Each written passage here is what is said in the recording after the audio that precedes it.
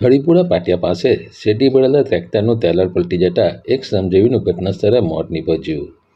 Surat Vadodara road ઉપર હરિપુરા પાટિયા Chhatrala junction પાસે મંગળવારે રાત્રિના 11:30 વાગ્યાના સુમારે શેરડી ભરીને જતું ટ્રેક્ટર નંબર MH39F 3459 પંચર થતાં ઊભું હતું, ત્યારે 3 જેટલા મજૂરો ટેલરને જેક લગાવી પંચર બનાવવા માટે ટાયર ખોલી રહ્યા હતા.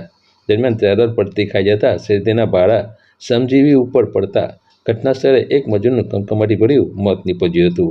આ ઘટના જોતા આસપાસના લોકો દોડી આવ્યા હતા અને 108ને ફોન કરતા આવી પહોંચી હતી અને આ ઘટનાને પગલે ટ્રાફિક જામના દ્રશ્યો સર્જાયા હતા.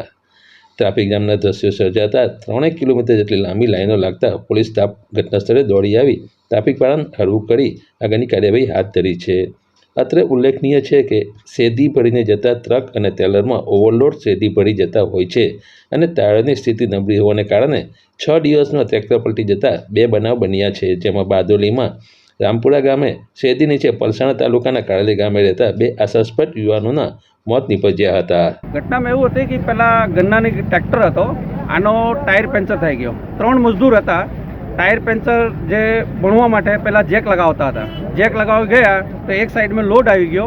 લોડ આવવાના કારણે પહેલાં જે લારી હતી આ પલટી મારી ગઈ, માણસ નીચે દબાઈને આની મૃત્યુ થઈ ગઈ. કેટલા સમય મૂળની ઘટના થયેલી હતી? કલાક સવા કલાક થઈ ગયો છે. લંબો જામ લાગી ગયો 2-3 મીટરનો, પર પોલીસ પ્રશાસન ત્યાં તરત પહોંચી ગઈ. આનો આપણો પહેલાં 108 બી આવી ગઈ છે ઓર મદદ રૂપે બધા ગામના આગેવાન છે એટલા મદદ કરતા છે. અને પહેલાં જે નીચે મૃત્યુ થઈ છે આ માણસને બહાર નીકાળી લીધો. બીજા કોઈને ઘટનામાં ના એવું કોઈ અત્યારે છે નથી.